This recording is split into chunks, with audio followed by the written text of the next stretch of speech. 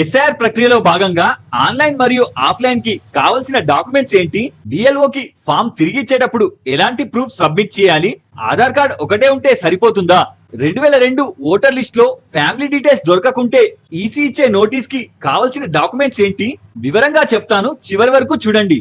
ఇప్పుడు మొదటగా SIR enumeration form fill చేయడానికి మీరు సబ్మిట్ ఆర్ అప్లోడ్ చేసే డాక్యుమెంట్స్ కేవలం ఒక న్యూ పాస్పోర్ట్ ఫోటో మాత్రమే. వేరే ఎలాంటి డాక్యుమెంట్స్ బిఎల్ఓ కి తిరిగిచ్చేటప్పుడు ఎలాంటి డాక్యుమెంట్స్ సబ్మిట్ చేయాల్సిన అవసరం ఉండదు. కానీ దీనికి ఒక కండిషన్ ఉంది.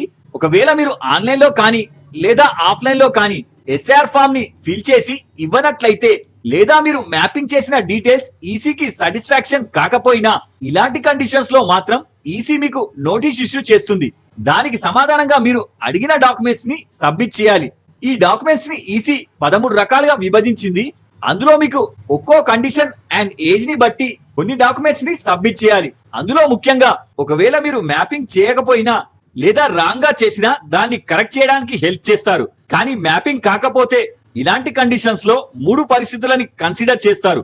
ఒకటి, ఒకవేళ అప్లికెంట్ డేట్ ఆఫ్ బర్త్ 1/1/1987 కంటే ముందైతే ఇలాంటి కండిషన్స్ లో ఇతనికి కేవలం ఏదన్నా ఒక డాక్యుమెంట్ అందులో ఈ తేదీ కన్నా ముందుగా జన్మించి తాను ఇండియా పౌరసత్వానికి అర్హుడు అని రుజువు చేయాలి. అదే ఒకవేళ అప్లికెంట్ 1/1/1987 నుంచి 2/12/2004 మధ్య పుట్టినట్లయితే ఈ 13 డాక్యుమెంట్స్ లో ఏవన్నా 2 చూపించాల్సి వస్తుంది. ఇందులో ఒకటి అతనికి సంబంధించింది, రెండవది అతని రిలేటివ్ కి సంబంధించింది. ఇప్పుడు థర్డ్ కండిషన్, ఇక్కడ అప్లికెంట్ యొక్క డేట్ ఆఫ్ బర్త్ 2/12/2004 తర్వాత అయి ఉంటే అతను మ్యాపింగ్ చేయనందుకు ఏవన్నా 3 డాక్యుమెంట్స్ ని సబ్మిట్ చేయాల్సి ఉంటుంది. ఇందులో ఒకటి అతనికి సంబంధించిన ప్రూఫ్, 2 అతని మదర్ కి సంబంధించిన ప్రూఫ్, 3వది అతని ఫాదర్ కి సంబంధించిన ప్రూఫ్. ఇందులో అతని డేట్ ఆఫ్ బర్త్ లేదా డేట్ ఆఫ్ ప్లేస్ మెన్షన్ చేసింది ఉండాలి. ఇప్పుడు థర్డ్ నోటీస్ 5 వ్యక్తులు ఒకే వ్యక్తిని మ్యాపింగ్ చేయడం. ఇలాంటి సందర్భంలో కేవలం ఆధార్ కార్డ్ ఒక డాక్యుమెంట్ చూపిస్తే సరిపోతుంది.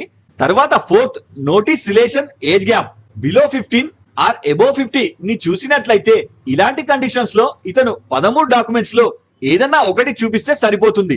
ఇందులో మీకు మెన్షన్ చేసిన డేట్, టైం అండ్ ప్లేస్ కి మీరు ఖచ్చితంగా అటెండ్ అయి మీకు సంబంధించిన డాక్యుమెంట్స్ చూపించాలి.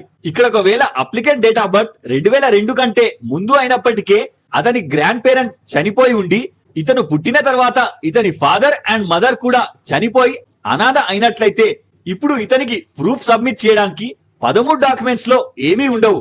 అలాంటప్పుడు ఇతని పేరెంట్స్ నిజంగా చనిపోయి ఉంటే చనిపోయిన తన పేరెంట్స్ ఎవరిదన్నా డెత్ సర్టిఫికేట్ ని చూపిస్తే సరిపోతుంది. ఇలా కొన్ని కేసెస్లలో ఈ 13 డాక్యుమెంట్స్ కంటే వేరే జెన్యూన్ ప్రూఫ్స్ చూపించి మీ పౌరసత్వాన్ని రుజువు చేసుకోవచ్చు.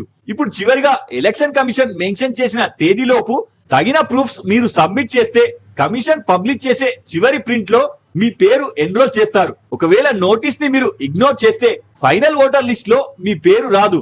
ఇక్కడ ఒకవేళ నోటీస్ వచ్చిన వ్యక్తి విదేశాలలో ఉన్నట్లయితే అతని తరపున వేరే వ్యక్తి కూడా వెళ్లే అవకాశం ఉంటుంది. దీని విషయంలో మీకు ఎలాంటి ప్రాబ్లమ్స్ వచ్చినా నాకు కమెంట్ చేయండి, సహాయం చేస్తాను. ఇలాంటి మరిన్ని అప్డేట్స్ తో నెక్స్ట్ వీడియోలో కలుద్దాం. జై హింద్.